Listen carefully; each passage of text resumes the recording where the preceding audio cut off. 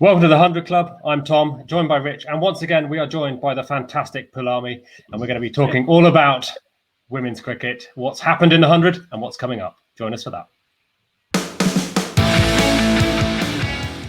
Poulami, welcome back to the 100 Club. How are you? Thank you so much for calling me back. I'm good. How are you guys? Pretty good. Rich, I don't want to speak for you. How are you doing? I'm very well, thanks. Still plenty of cricket going on. Conspicuously, one game not happening today, but let's not talk about that too much.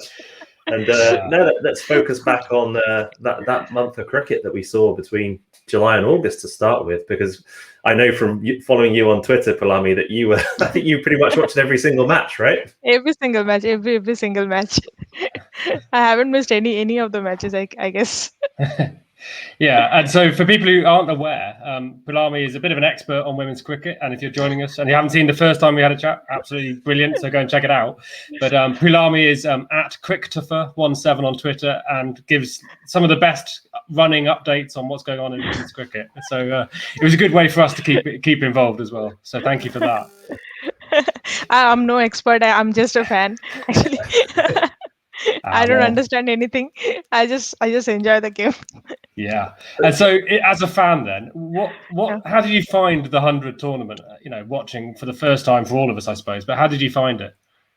It was fantastic. I think the whole atmosphere, the experience that they have created, starting from the DJ and those fireworks and everything, the colors and the way the audience came to the ground. I think almost like all the matches it was 70% filled. So the entire atmosphere was very great. Like we were really enjoying it while watching it. We were getting some high quality content. You can say that is very rare. So yeah, so I really loved it. I really loved it.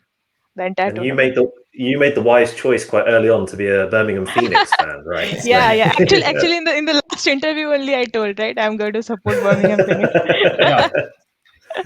I think that was in no small part to do with Amy Jones, of course, and Shafali Verma. Happy with their performances in the tournament? Yeah, actually, like in the beginning, first 4-5 games, I thought that they're out. I think they also thought they're out. But then they did that turnaround from that one match against Welsh Fire, and then they were just on a roll, and they just went to the eliminator. We actually, when we were calculating that how much thing has to go their way, this team has to lose, this team has to lose, this team has to lose by this much runs, and there were a lot of permutation combinations there to have the chances in the eliminators, and somehow all of those happened. Like they won all the matches, and all the teams that were supposed to lose, they lost. So it was really fun. Well, this was it. The group stages went down to the very last game, which of course was London Spirit Welsh Fire, and London Spirit came very close to getting the net run rate required. Yeah. They had to win it in 40 balls, right? We were discussing. Yeah, it was difficult, but still they tried. Don't remind me. Got the batting order all wrong. Still bitter about that. But no, it was a great turnaround by the Phoenix. I think it's sort of, they made the decision to put Amy Jones up the order a bit more. I think the first couple of games she was batting at 5, and then by the end she was coming in sort of at 3. And I think that helped because she's sort of one of the fastest scorers in the team.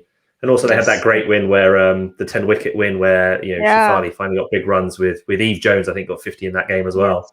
Yeah. No, they were an exciting team to watch, both the women's and the men's team. Yes. And I mean, Rich and I, we were privileged enough to be at the final, so we saw the Oval Invincibles come away with the win in the end. Do you think, Poulami, that they were the right team, the best team overall? Yes, actually, I was a little bit of I thought that Southern Brave will win it easily. To be honest, they are the most dominating team since the beginning. But the way Oval Invincibles were playing in the eliminator, and then they started in the finals, I thought that the way that Madison Cap was going, I thought they deserve it. Like they deserved the win actually. So in the end, I was supporting Southern Brave in the beginning, but then the way Invincibles were playing, I switched my teams actually. Wow, I don't think you were the only person who thought Southern Brave were going to win that final pretty easily, because they'd only played the week before, right, in the group stages, and then Brave had won so easily down in Southampton. He thought it was going to be a walkover. I think Invincibles peaked at the right time. Like the team, the entire team picked at the right time. Yeah, and of course they'd been involved in the first game as well, so maybe that sort Yeah. of, you know, that Yeah. big game sort of Yeah. pyrotechnics music thing. I don't know, maybe that paid off. But I think Yes. they also had some really great team chemistry. Yeah. And you know, the South Africans really came to the fore. Yes. Definitely. So Like captain and vice captain, everybody. yeah. In terms of some of the other things that you saw during the period, did anyone that you weren't really following before, any new stars sort of break out for you that you're interested in? Yes, actually, if I tell about new stars that caught my eyes personally in the game, that the first one will be Lauren Bell.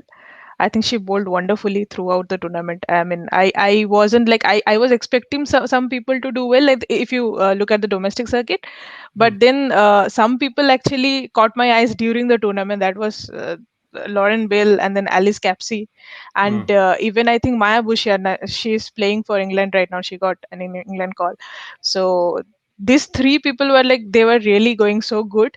I was enjoying watching them. Like I was watching some of the Southern Brave matches just to watch Lauren Bell actually when she will bowl. I think she has got some fan followings as well in the audience. We saw some posters. And not least ourselves. And Rich, Yeah. you know, had a great chat with her. Yeah, I was lucky enough to talk to Lauren during the tournament. Yeah, and, I saw that interview. she was undoubtedly one of the stars, and like you said, Maya Boucher has made it as far as the squad. Alice Capsey, who again I think scored a 78 today in the Rachel Hayhoe Flint Trophy, is yet to make it into the international squad, but that can't be that far away, right? No. She's going getting a call very soon if she continues this. Wonderful. So I mean, that's a question for you. I mean, a lot of people have commented that her age, you know, that she's just turned 17. You know, they don't want to put too much pressure on her. But of course, in India, you know, Shafali was made her debut, I think, at 16, right? Or certainly 15. that's very 50. She hasn't even turned 16. Yeah, 15. So what was the conversations like in India when Shafali Verma came on the scene? Were some people saying she was too young to play? No. Actually, the way Shafali Verma came and started playing, like nobody doubted her. Everybody, like she was like she belonged there.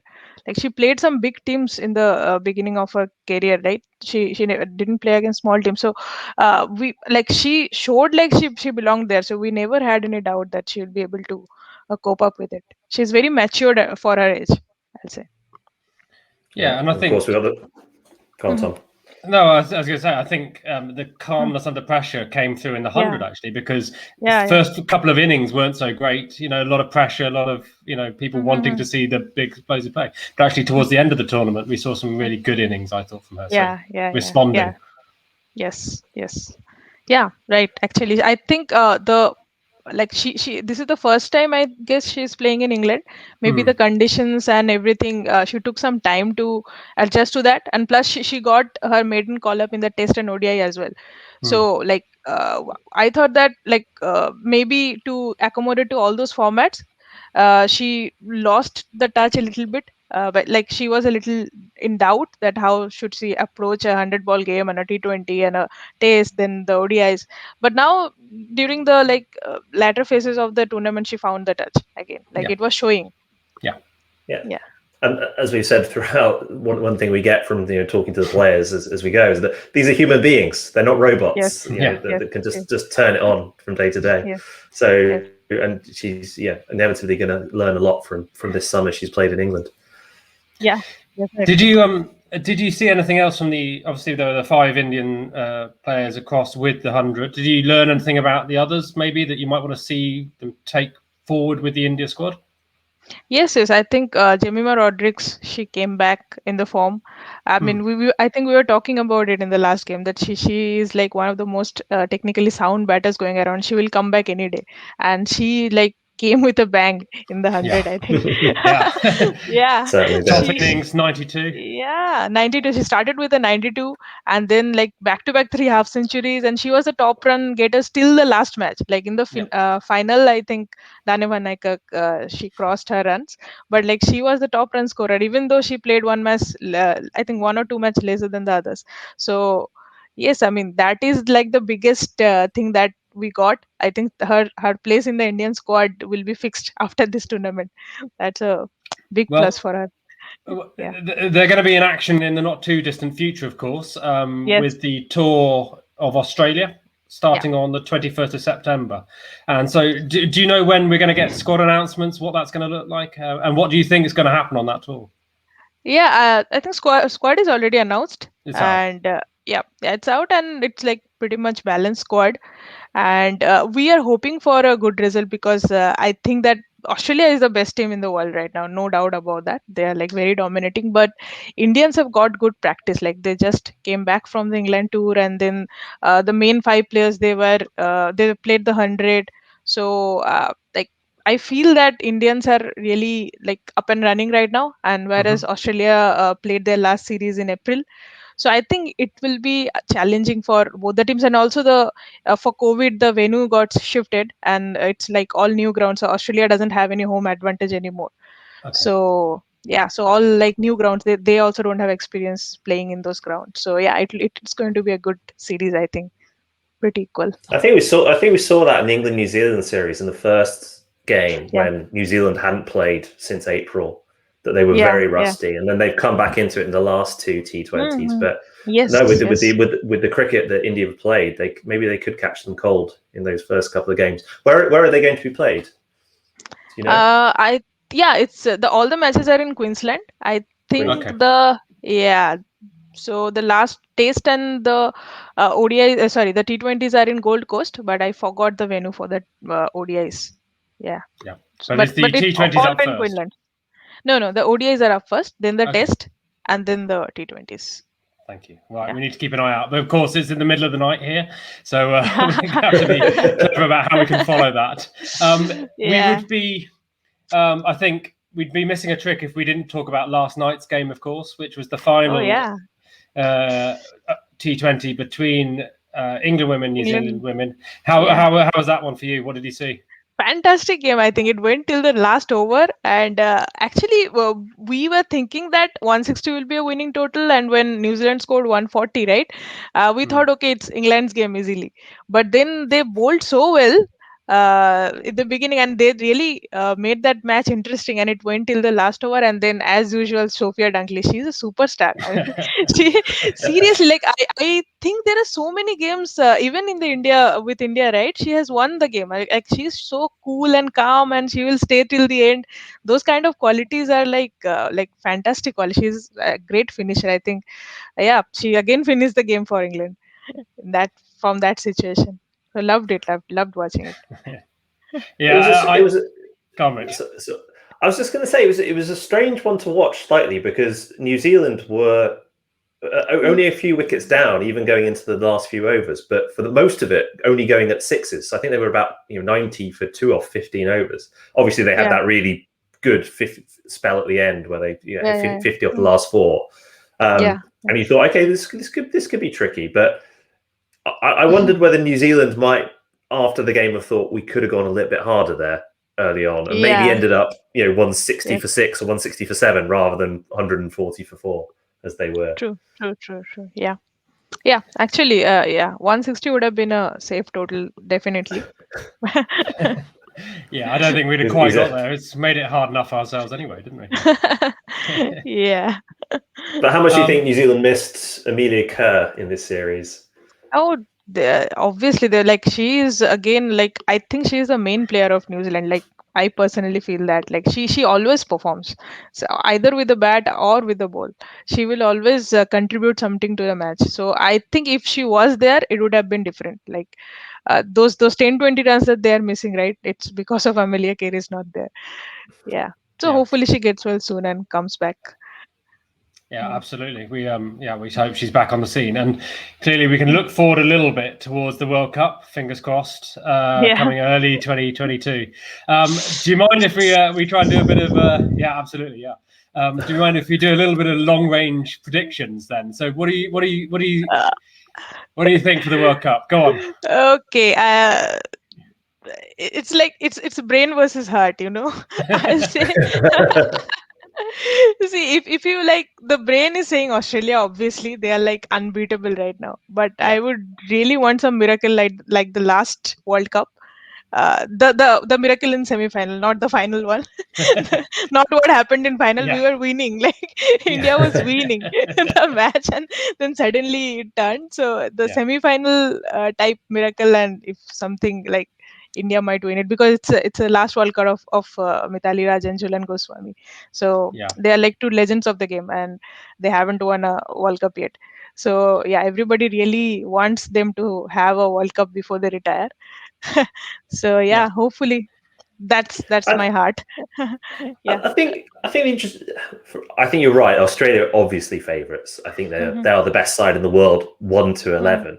But Yeah. almost every other team has a couple of match winners in there. So you mentioned sort of Yeah. Rodrigues or Shefali for Yeah, India, yeah. Volvart for South Africa. You know, you've got Danny Wyatt for England, and you know, batters that on their day, if they just have a fielder in a knockout match, could almost win a Yes. game on their own. So I think it's not a foregone conclusion that the Aussies win, Yeah, even though they are favourites. yeah, right. I think England also have a very good team. I mean, unless those two meet in Ashes, I think in January, Yeah.